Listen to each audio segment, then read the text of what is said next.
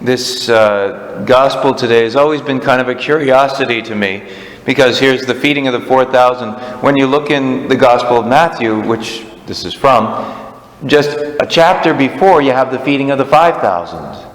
And then there's all sorts of talk about bread and different things that have to do with bread. You don't give the bread of the children to the dogs, things like that, those things. And then we have this bread, this other multiplication of bread for the 4,000. And the disciples said, where are we going to get food for all these people?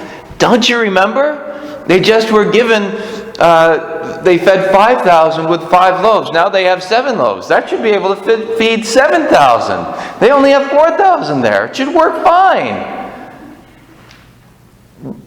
But you can see, even those who have been with Jesus all this time are slow in the learning.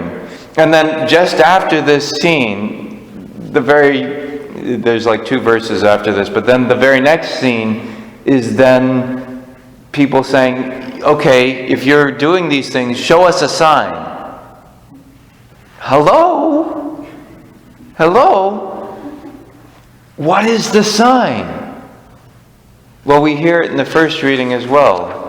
On this mountain, the Lord of hosts will provide for all peoples a feast of rich food and choice wines, juicy rich food and pure choice wines.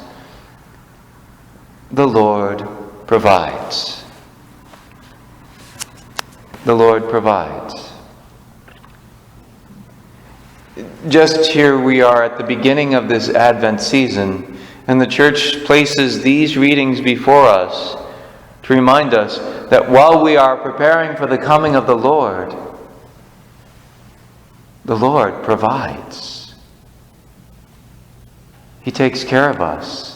It's what we talk about when we're talking about providence. The Lord providing for our needs.